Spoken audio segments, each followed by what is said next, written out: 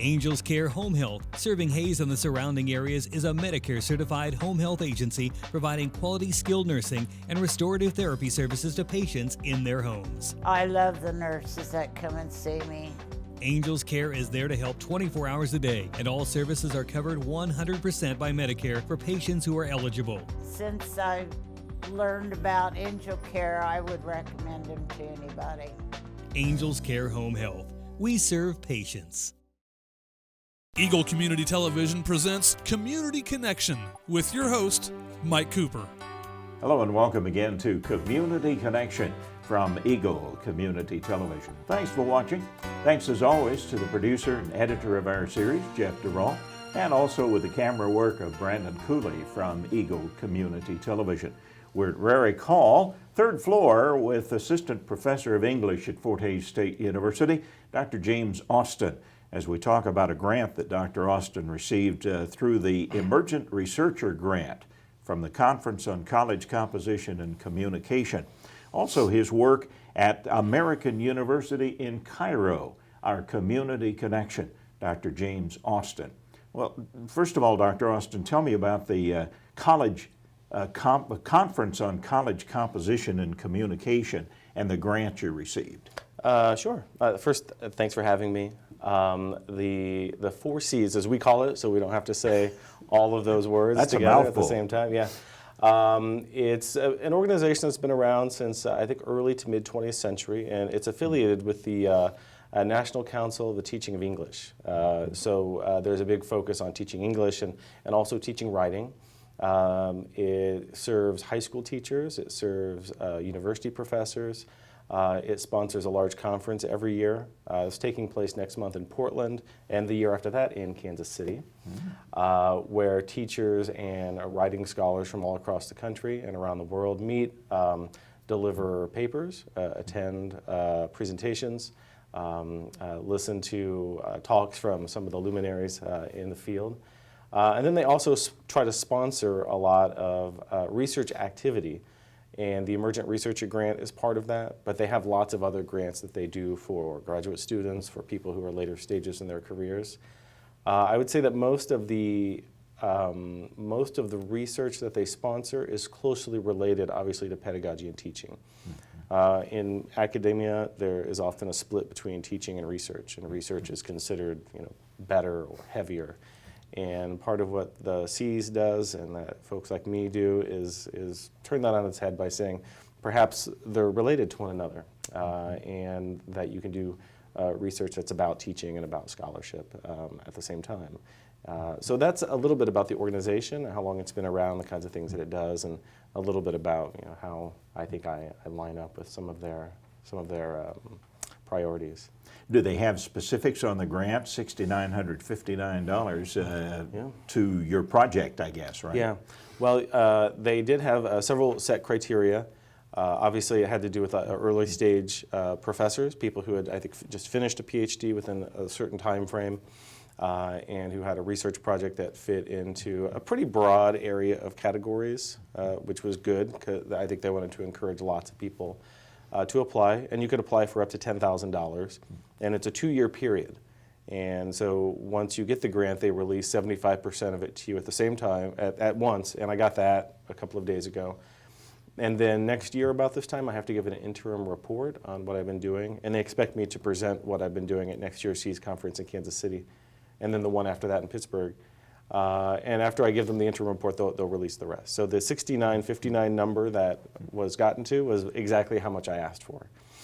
So I had to remember that because I'd forgotten how much, and then I thought, oh, that's exactly what I wanted. So that's great. I consider that strong support from an organization that oversees a lot of work in the field. And a lot of competition, too, I would imagine. Yeah, there's always a lot of competition. Well, now, part of this relates to your, and it's fascinating because it relates to your work at the American University in Cairo, Egypt, where you spent 3 years, I believe, right? 4 years. Yeah. And part of that results from your working with students there. And it was interesting because you chose in the work from University Relations, as they told us, less than 10% of the students in Middle East and North African nations do not belong to the elite class. Well, not exactly. At the American University in Cairo, to give a little background, it's English language university that's modeled after universities that you would find in the United States. And that has many manifestations, some of which we might go into later.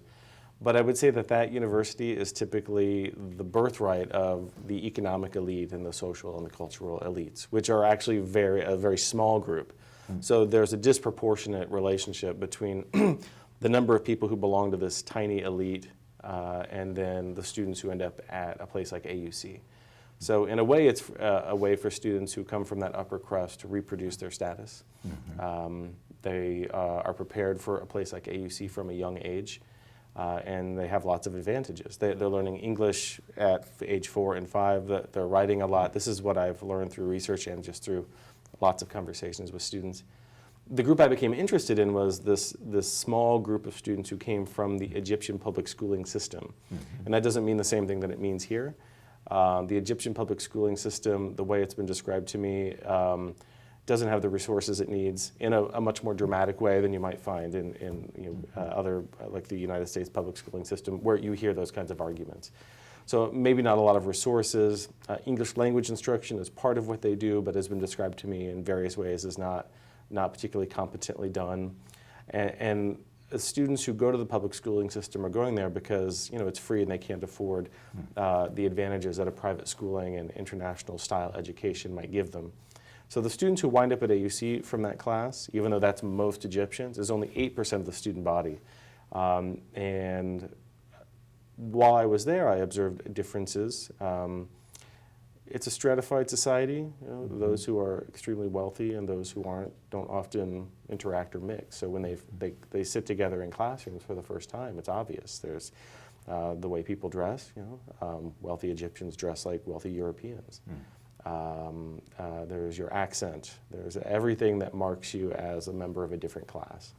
And these students also had what I would call language and literacy differences when it comes to the way that they were prepared to do the kind of stuff that they'd be expected to do at a place like AUC, which is a place they put a lot of significance on because it represented for them an opportunity for economic and social mobility in a country where those kinds of things are really uncommon. And one of the significant parts of that, Dr. Austin, was writing, which you addressed. Yes. So some of the research that I've done shows that not only is there an issue with just basic preparation, but the kind of rules about what you are allowed to write about, what you're allowed to talk about, is different. And those are what I would call social rules. They're not exactly enforced by law. So for example, students who come from the Egyptian public schooling system would describe to me that when they would write, for example, in Arabic for their school writing, that would be the language where you would talk about Egypt. You wouldn't do that in English. And you were expected to say certain things about Egypt. And there wasn't really permission to acknowledge perhaps some of the issues, the challenges in the country. And that if you did that you would find yourself, as one of my participants said, with a big fat 0 on papers. Or you'd be marked down for errors that didn't exist in order to justify a lower grade. So that you weren't reproducing the themes that were necessary. And that's different than in the United States, for example, where certainly it's appropriate to admit that there are challenges. Even the most nationalist among us admit challenges. And then their English writing was very basic, and it was almost stripped of any ideology in a way. They only addressed these public school students the most basic topics. What did you do this weekend? Give directions to a tourist. And sometimes the English would be taught in Arabic, meaning that the interaction between student and teacher would occur in Arabic, and then they would recite things that they could say, but they didn't know what it meant. And this allowed them to pass the national exam, which had an English part to it. So they could pass the exam without learning the English with a lot of depth. And then also, like I said, there were some real differences in what you were allowed to say. by language. How many students approximately in the American University at Cairo? I think around 4,000. Yeah, and so a small number of those come from this public school system. Is there, you touched on this a little bit, Dr. Austin, about the difference between the writing as approached by those students at American University in Cairo and students at Fort Hays State University. Right. There are big differences. One of the things that I've noticed that can be a challenge for some writing students when they first come to the university here is there's just big variation in how much writing they've done. I always have informal conversations with students from everywhere. I've taught at several places. I always want to know about what their background is. And you have many students here who have written a lot, and they're well experienced, and so the challenges that they experience coming to college are relatively untroubled. It doesn't seem that way to them because they experience that as a challenge. But if you are somebody who's never written longer than a paragraph in high school, and then you're asked to show up and within the first 3 weeks write a 1,000-word essay, that can seem overwhelming. So that's some of the challenge that you would experience at a university in the United States, and something that I've noticed here, which underscores some of the, I think, challenges and reasons why we should be teaching writing with highly trained instructors. And I want you to look directly at the camera and talk to parents for just a moment, if you would, Dr. Austin, Okay. about writing and its importance from the standpoint of teaching that for children and parents. Yeah. One of the things I always tell my students, and I think this is something that you don't often see in undergraduate education, is that when you write something, you have an opportunity to create something new, to combine your original thoughts and original thinking with other people's ideas. And the combination and the collision of those two things allows somebody, whether they're 5 years old or whether they're 18 years old and a freshman in my university classes, to say something original and to create something new.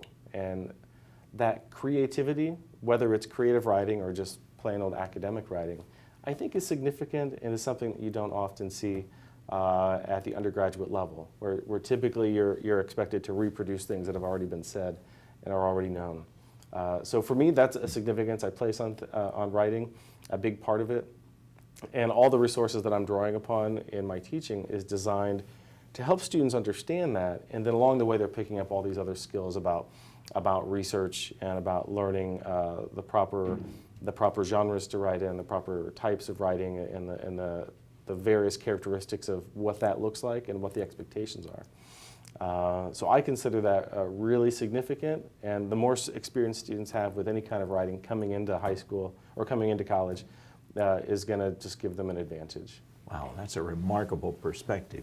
In our final couple of minutes, Sure. two things about your experiences at Cairo and those 4 years in Egypt. Okay. The pyramids and Mount Sinai. Okay. Well, I think I was just saying, whenever you see pictures of the pyramids, it always looks like they're out in the middle of nowhere, which was my expectation, because I've seen those iconic photographs too. And it's actually right on the edge of Cairo. And as I said, and as I observed the first time I went 10 years ago, almost 11 years ago, there's a KFC right on the edge of the pyramid complex, and the Sphinx looks down on the KFC and the Pizza Hut. So there's an intrusion of a certain kind of American culture there.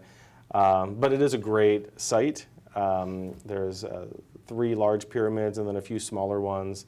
And it's a funeral complex, so there's all of these tombs. That's what the pyramids were. And some of them, one of them you can still go into. And so you go into one of the biggest pyramids, and there's this little causeway that goes down, and right at the base of the pyramid, you go into this little box. You have to huddle down, even a short person like me. And you go down, and you're literally underneath the pyramid, and then you go straight for a while.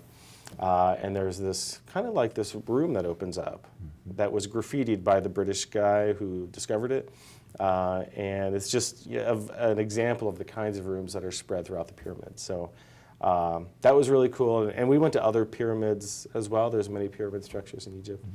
And then, of course, we did climb Mount Sinai. You and your wife, right? My wife and a friend of mine who was visiting. And they dropped us off. We were staying in Dahab, which is on the Red Sea coast. And you got a bus, they took you there. You got there at 2 in the morning. You climbed all night. We went up this switchback route. There are 2 routes, right? Yeah, there's the switchback route, which is a little easier, but is still not easy. And we got up there in time to watch the sunrise at 5:30.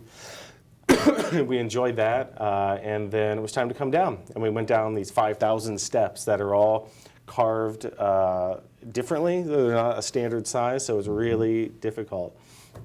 And at the bottom of Mount Sinai is St. Catherine's Monastery, which is a Coptic Christian, I think today a Coptic Christian monastery. It's still active, and which we didn't go into. We went into other Coptic monasteries elsewhere.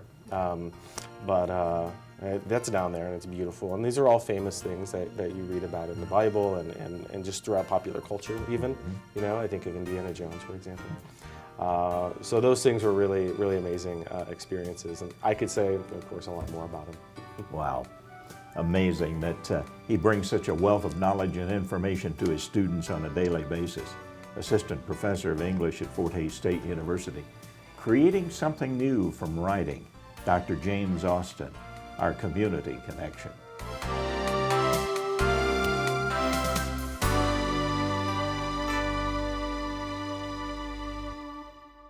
Angels Care Home Health, serving Hays and the surrounding areas, is a Medicare-certified home health agency providing quality skilled nursing and restorative therapy services to patients in their homes.